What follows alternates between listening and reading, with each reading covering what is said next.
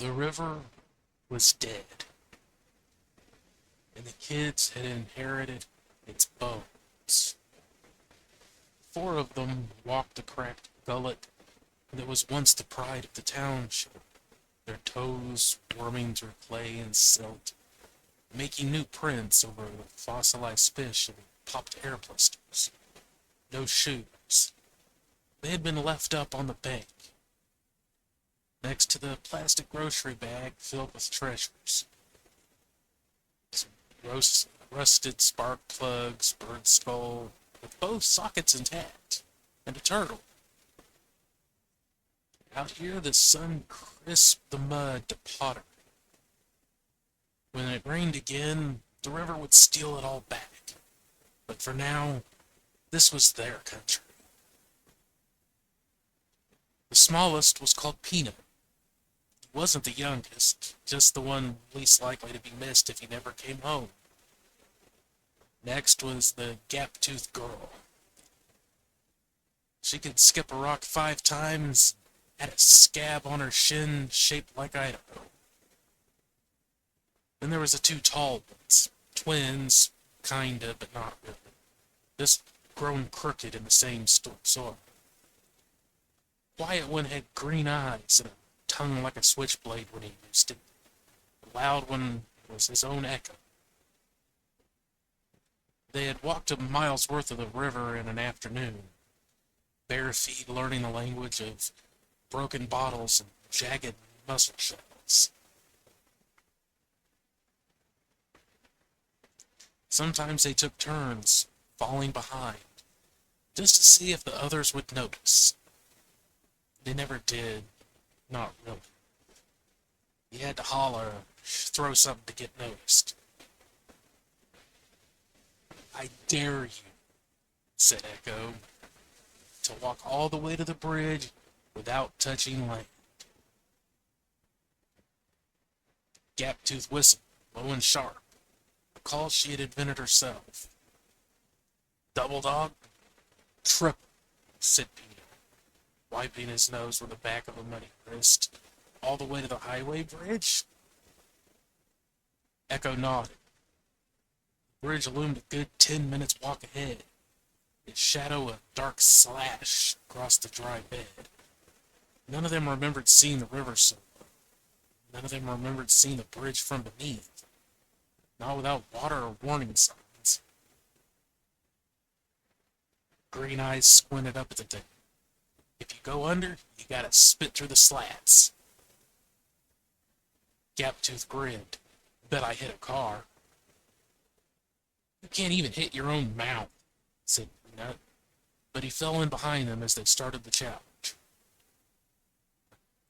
They walked, sometimes hopping puddles where water clung, other times balancing on ridges of baked sediment. The rules were simple: no stepping on shore, no chickening out, no adult talk. They made up penalties as they went, settling disputes with best of threes and rock, paper, scissors. But everything was law until you challenged it. Halfway to the bridge, the girl yelped. Not a hurt yelp, more a surprise yelp. Sharp enough to make the others jerk around. "Look," she said, pointing at a knob of black that jutted from the mud like the back of a drowned calf. They circled it, careful not to touch. Up close, it wasn't a skull, it was a chunk of wood. Soft edge, the color of a bruise. 2 iron nails rusted out from one side. On the other, the wood splintered around a tight oval. Mouth of a hole big enough to fit a hand. "What's that?" said Peanut. "Old boat?" said Echo. "Too small," said Green Eyes. "Coffin?" Gaptooth made a noise, half laugh, half shiver. "Don't say that word." "It is, though," said Peanut. "My uncle buries animals for money. Seen a bunch. That's coffin wood. Look how it's all—" Patted the surface and a chunk sloughed off, exposing the grain. "See? Old as sin." They all stared. Nobody wanted to ask the question. Nobody wanted to be the first to suggest that there might still be something inside. It was Echo, in the end. He jabbed a stick in the hole, tongue poking out the side of his mouth, trying to pry at the lid. Gaptu smacked at his arm. Don't! You let ghosts out if you do that. There's no ghosts, said Echo, but his voice was softer. Green Eyes crouched low, peering into the dark. Bet there's a skeleton, he said. Bet it's old as the Civil War, maybe older. My sister says the graveyard got washed out when they built the dam, said Peanut. Supposed to move them all. Guess they missed some. Shut up, said Gaptooth. I'm not scared, said Peanut. You're always scared, said Echo, but there was less bite to it. They all went quiet. Somewhere upstream, blue heron squawked, flapping away from the heat shimmer. Nobody wanted to be the first to touch the coffin, but nobody wanted to be the chicken either. So they did it together. All four sets of hands pushing, pulling, prying at the edges until the mud gave away and the coffin rolled like a half-submerged log, rocking on a glutinous bed of silt. Stench came up first, sweet and sour and cold, like something that should have been left under the river for another 100 years. Gaptooth gagged and stepped back. It's gonna curse us, she said. Green Eyes started to say something clever, but his face went pale. The slid was split down the center, a seam you could lever with your nails. Peanut gripped it and pulled, his mouth set tight. The wood groaned. It opened in a slow, sticky hinge. Inside, a stained sheet, or what had once been a sheet, wrapped tight around a lump the size of a child. The cloth was so waterlogged it shimmered, darkening where the shadows crossed it. There was something written on the lid, letters burned in, then half rotted away. Only the last three were readable. L-E-Y. For a few moments, none of them breathed. Gaptooth poked the lump with her stick. The cloth tore, exposing a glimpse of white underneath. Not bone, soft, like bread left in milk. She jerked back, shaking her head. Nope. Peanut wiped his palms on his shorts. It's not gonna hurt you, he said, but he didn't sound sure. They all looked at the lid, the half name. Riley? Said Echo, voice high. Green Eyes shook his head. Stanley, probably, or Oakley. There's a bunch of old Stanleys in town. There's even a street. Could be part of the curse, said Gaptooth. Don't ever say the name out loud. Echo whacked the lid with his stick, just to prove he wasn't scared. Stanley, he sang, until the sound got stuck in his throat. Peanut rolled his eyes, but he was trembling too. Let's just cover it back up. They tried. The mud didn't want to cooperate. It had dried too hard, and the wood, it wouldn't settle back in the hollow they had gouged. Gaptooth scooped handfuls of muck and packed it around the edges, muttering under her breath. Green Eyes took off his shirt and wiped at the writing, but it just smeared the rot. In the end, the coffin sat half in, half out, as if waiting for someone else to come finish the job.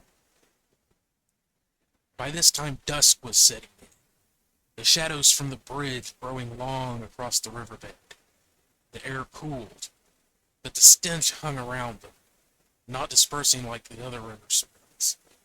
The wind picked up, rattling empty beer cans against rocks. Above, a car crossed the bridge, rattling the guardrails. For a moment, all four kids froze, certain someone had seen them. Peanut was the first to speak. "We gotta tell somebody," he said, but he didn't look at the others. "My mom'll kill me if she finds out I was here, but..." "No," said Gaptooth fiercely. "You know what happens if you tattle. They fill it all in with concrete or put up a fence. Or worse, they'll dig it all up and take it away and we'll never know what it really was. We found it, it's ours." Echo nodded. "Cross your heart and hope to die?" Green Eye spat in his palm, then held it out. "Swear?" They all spat. Gaptooth allowed and stacked their hands, sticky and hot, pressing the oath into the cracks between their knuckles. "Swear." "On the river," said Echo. "On the hollow," said Peanut. Gaptooth went last, her voice barely above a whisper. "On the bones." They stood there, hands joined, until a mosquito landed on Peanut's cheek and he slapped it, breaking the spell. He laughed. A sharp bark. The others joined in, but none of them looked at the coffin. As the sun bled into the horizon, they made their way back up the bank, taking care not to leave a trail anyone could follow. At the top, Echo looked back, just once. In the twilight, the coffin wasn't visible. But he swore he saw something ripple in the mud behind him. Maybe it was a trick of the light. Maybe it was just heat off the riverbank. They didn't pick up their little treasures, not even the turtle. Nobody wanted to take anything with them, not after what they had found. Night was never dark in Hollow Creek. The moon rose fat and chalky, laying bones across the fields and rivers corpse alike. If you stood at the crossroads past midnight, you could see the whole basin glazed in mercury, with a hollow, gapping gray at the center like a cracked ceramic bowl. Tonight, the riverbed was white-lipped and shivering. All the daytime heat leached out to make room for the chill that seemed to crawl up from the mud itself. 4 separate houses, 4 beds, 4 pairs of eyes refusing to close. They had gone home on legs stiff from terror and the promise of secrets, swearing they'd never speak of what they had found. But the not speaking made it worse. Gaptooth lay with her knees pulled up, listening to the walls breathe. Her parents fought on the porch, soft enough not to wake her, they thought, loud enough she could hear the shape of the words. She tried to count the bats she knew were in the attic, using the pops of her father's old radio as a metronome. Sometimes she counted herself, just to remember she was there. Peanut's bedroom had no curtains. He watched the ceiling where car lights flicked from the road, painting slow, yellowish ghosts that faded before they reached the walls. He wished he had taken the turtle.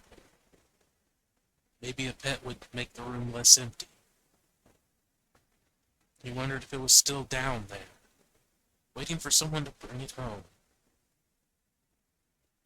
The twins shared a room off the kitchen, air thick with the grease and onions their mother cooked before she left for night shift.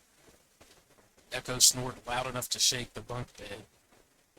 Green Eyes was awake, staring through the cracks in the wood, watching shadows that weren't his own. After a while, Peanut slipped from his bed and padded barefoot down the hallway. The house groaned with every step. He paused at his mother's door, but she wasn't back yet. Her voice still at the other end of town, closing up the bar, or maybe lost to the night like everything else. Crept past the kitchen, out the back door, into the yard where the river's absence felt loudest. The air outside was sharp, blue-edged.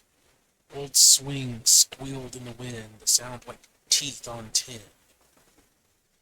He shivered, then crossed the hard dirt, standing at the edge of the yard where the fence sagged down towards the dry cut of the river. From here, the whole valley was lit up.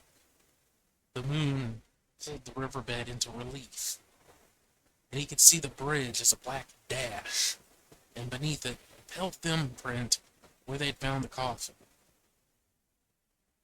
At first, he thought the things moving in the mud were animals, dogs maybe, or raccoons. But dogs don't move like that. Dogs don't rise upright from the gunk or paws in unison or work fingers through the muck with the patience of men digging graves. There were 4, maybe 5 shapes out there, stoop-backed, dripping, clothed in rags that clung to their bodies like old wallpaper to damp plaster. One was taller than the rest, and even at this distance, Peanut could see its jaw hanging raw, skin at the neck slack as a balloon. Another shuffled on hands and knees, head lolling with each movement. They circled the buried coffins, sometimes crouching, sometimes standing straight, their faces turned to the moon like sunflowers tracking the sky. He squinted, pressing his palm to the fence post for balance. The air smelled of mud, rot. He saw one bend at the waist, arms elbow deep in the silt, and when it came back up again, its hands were full of something dark and wet. The thing lifted the muck to its face and sifted it through fingery bones. Piece by piece, studying each crumb before dropping it back to the ground. Peanut's stomach flipped. He remembered the way the wood felt under his nails. Remembered the letters, only the last 3, burned into the coffin. L-E-Y. He wondered if maybe it was Riley after all. Some kid who had drowned and come up hungry for the rest of his name. He wondered what would happen if you woke up and found your name missing, stuck somewhere downstream with the other trash.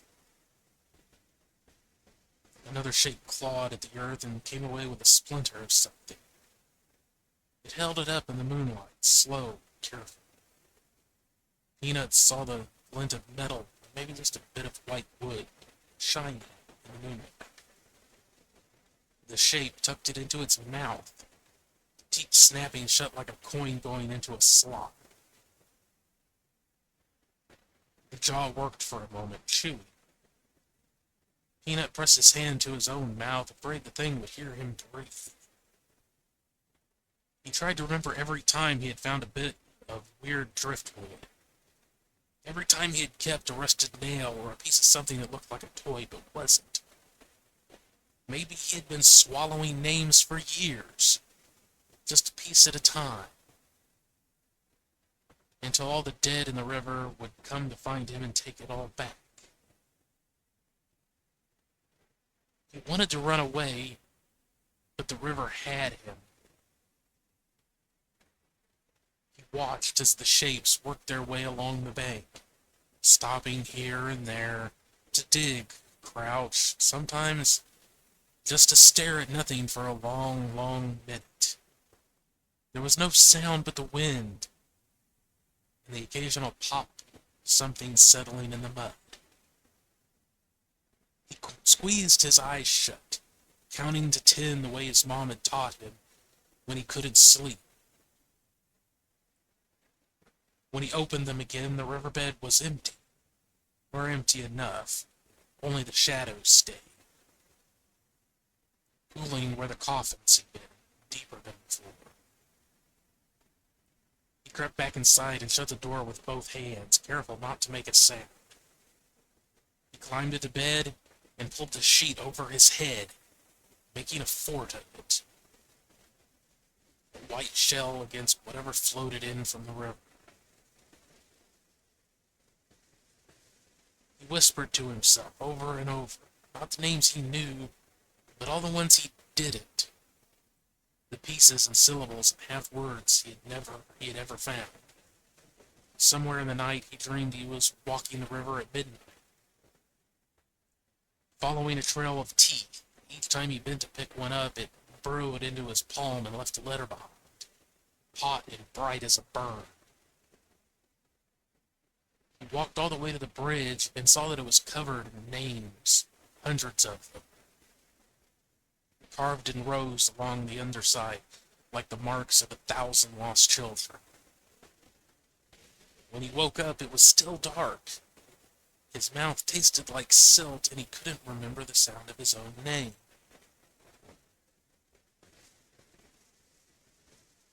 He fell back asleep and managed to have sleepless, dreamless sleep.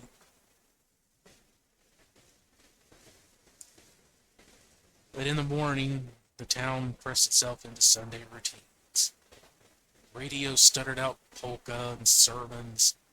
Diner rolled open its still tongue, and church bells tolled the hours if nothing had ever changed in Hollow Creek.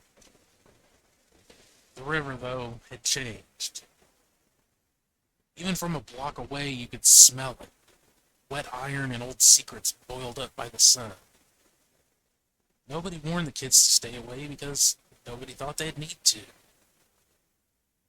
But the four of them drifted back, pulled by gravity or guilt, or some other law they hadn't learned about in school. They met up at the usual spot, next to the gnawed playground swings, only place where the bank sloped soft enough to slide down without a scrape. Gaptooth was there first, perched on a tire half sunken in the mud. She didn't look up as Green Eyes and Echo crunched across the dry grass, hands shoved deep in their shorts like they might hide the rest of themselves if they tried hard. Peanut arrived last, in a shirt that used to be his brother's and still smelled of weed smoke. His hair was combed, but it had a shine to it, and he wet it down to keep the cowlicks from taking flight.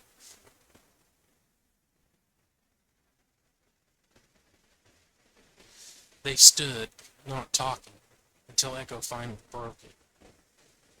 Did you see it? Gaptooth kept her eyes on the river. See what? The bed, the coffin. He scuffed a toe in the grit. It's all the way out now. Peanut swallowed. Yeah, I saw from the road. Green Eyes nodded once. Kurt, like it was his job to keep track of the tally. We going? They went. Even though their feet remembered the sharp places, none of them felt it today. There was something wrong with the mud, something that sucked at their heels and tried to hold them back. But not in the way it did before. Before it was just mud, now it was something else. The riverbed was a battlefield. The first coffin they had found was rolled up on its side, with the lid split open wide and set in an angle. The inside was empty, except for shreds of cloth and a puddle that did not look like it was water. Other coffins had surfaced too, some in pieces, some only the corners visible, but all of them violated by the same violence. The footprints, if that's what they were, circled the graves in rings with switchbacks, like the path of a dog chasing its tail. There were more prints than before, small, big, some so deep the mud had slumped back in around them, leaving only a suggestion of their original shape. And it wasn't just the footprints. The whole surface of the riverbed was torn up. hundreds of small holes dug with a persistence that made your stomach churn. In places, the holes made lines or rows or spirals. Some places they went so deep you couldn't see the bottom. Peanut counted at least 10 around the first coffin alone. And when he reached in to touch one, his fingers came up gritty, like someone had been sifting for something too small to see. Bet you won't stick your whole hand in, said Echo. But his voice had a quiver that made the dare pointless. Peanut ignored him. They're looking for something, he said. Gaptooth hunched in tighter on herself. Maybe they're looking for who dug them up. Maybe they're looking for us, said Echo. Green Eyes gave him a look that shut him up. They walked further, past where the coffins lost their shape and the debris of the river got thick. The sun reflected off broken glass, bits of tin, off the caved-in hubcap that had been there since spring. At the foot of the bridge, they found something new. A pile of river junk, stacked neatly, as if left by someone who wanted it noticed. There was a bundle of rusted nails, coil of wire, and several scraps of wood, each with part of a letter or two burned into the grain. Peanut picked one up. O-L-Y, he read, sounding it out the way you do with a new word. Looks like from one of the coffins, said Gaptooth. Green Eyes knelt, turning over the scraps with careful fingers. He held up a piece of white wood, damp and splintered at one end. There's writing, he said, but didn't read it. Instead, he passed it to Peanut, who squinted at it. The letters were carved crude and shallow. E-L. The rest was eaten away. There's more, said Echo, and started sorting through other pieces. Some had only a single letter or less, a dash or the curve of something that might have once been a C. Others were just wood, but not like the sticks from the trees above. This was thin, plain, painted at one point. The kind you'd use for a sign, or a cross. Gaptooth made a sound, not quite a word. She knelt beside the heap, poking with a stick. Grave markers, she said. Nobody disagreed. The words hung over them like a cloud, wet and swelling. Peanut wanted to say it was just trash, leftovers from a flood, but he couldn't. He remembered the dream, the teeth, the names. He remembered the way the shapes in the riverbed had sifted the mud for hours, patient and methodical. Green Eyes looked at him. Did you see them last night? Peanut didn't answer right away. Echo snorted, trying to laugh, but it didn't stick. Scared, aren't you? Peanut nodded, honest. In his response, yeah. They were walking, he said, in the river. Walking like people, but he struggled for the words, but nothing fit. He wished for more grown-up language, something that could carry the weight of what he had seen. Instead, he let the silence fill it. Gaptooth didn't mock, she just nodded, lips pressed white. I heard them, she whispered, all night, scratching. Nobody asked where. Echo was brave, or at least better at pretending. I didn't see anything. My window faces the other way. Green Eyes said nothing, but his eyes flicked back and forth like he was scanning for movement at the edge of the dry basin. He seemed small today, shoulders caving in on themselves. His aura a bit dimmed. They stood by the pile. For a while, none of them spoke. The silence made the world feel hollow, like the river itself. Peanut picked up another fragment. The paint was mostly gone, but if he tilted it, he could see the ghost of a letter. Maybe a T, or maybe it was a cross. "I've got some of these," said Gaptooth. "At home, I collect them." Peanut blinked. "Why?" Gaptooth shrugged. "They looked cool, like driftwood, but with a story." She said it like it was obvious. "Me too," said Echo sheepishly.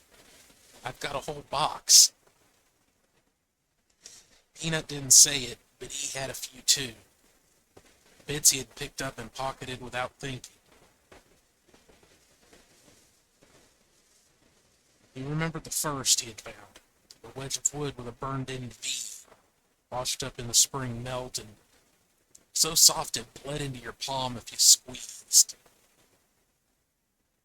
He'd kept it in his room until it started to smell a bit, then he put it in a coffee can and stuck it in the garage. Green Eyes stared at the pile, then at them. What if that's what they want, the pieces? Gaptooth bit her lip. Maybe that's why they're mad. Peanut thought about it. The shapes in the night, the way they dug, the way they held up each scrap and tried to make sense of it. He remembered the dream, the trail of teeth, the names on the bridge. "Maybe if we bring them back," he said, "they'll stop." Echo snorted, but it was a weak protest. "You gonna go digging in your house for a bunch of sticks?" "Better than having them come find me," said Peanut. He surprised himself with how sure he sounded. They sat with that for a while, each of them weighing the idea like a heavy stone. None of them wanted to go home. None of them wanted to leave. But Gaptooth was the first to move. She stood up, brushing mud from her knees. "We should bring them back," she said. "Tomorrow, all of them." Green Eyes nodded. "Bury them here." Echo was the last to agree, but he did, arms crossed and eyes in the river. "Fine," he said, "but I'm not coming down here alone." Peanut felt a strange relief. Not that it would fix anything, not that it would stop the dreams or make the river feel less dead, but at least it was something. At least it was better than pretending. They made a plan as best they could.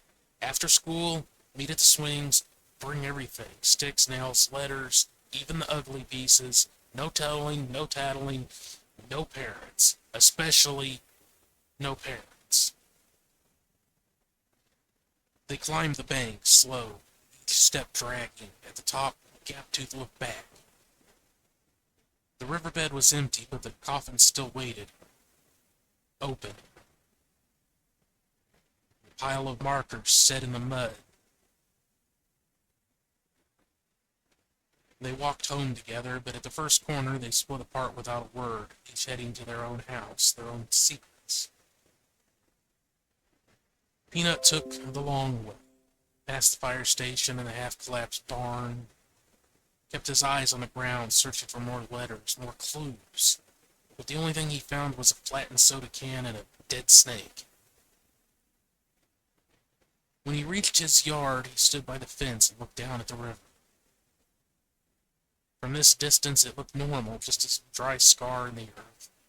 But he knew what waited inside. He knew it would never be the way it was before.